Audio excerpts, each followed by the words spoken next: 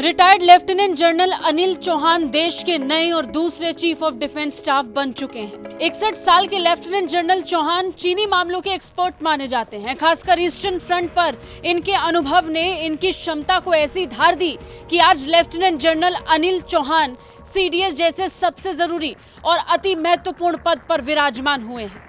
Chief of defence staff का पद 9 महीने से ज्यादा समय से खाली था। पिछले साल दिसंबर में हेलीकॉप्टर क्रैश में पहले सीडीएस जनरल बिपिन रावत का निधन हो गया था और अब लेफ्टिनेंट जनरल चौहान, जो पिछले साल 3 स्टार रैंक से रिटायर हुए थे, वो अब सीडीएस का पद संभालते ही 4 स्टार अफसर बन गए हैं। वो देश के पहले ऐसे अफसर बन गए हैं जो 3 स्टार रैंक पर रिटायर हुए थे और 4 स्टार पर वापस आए।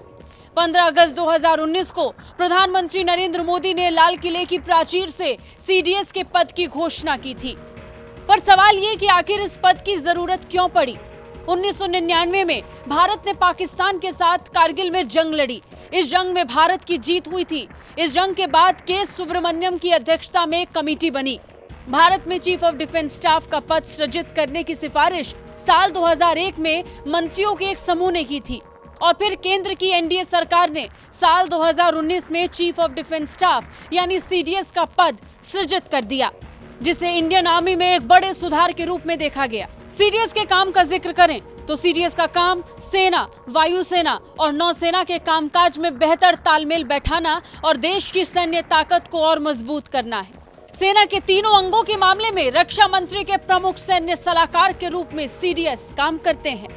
वो रक्षा मंत्री की अध्यक्षता वाली रक्षा अधिग्रहण परिषद और राष्ट्रीय सुरक्षा सलाहकार की अध्यक्षता वाली रक्षा नियोजन समिति के सदस्य होते हैं। सीडीएस परमाणु कमान प्राधिकरण के सैन्य सलाहकार भी होते हैं।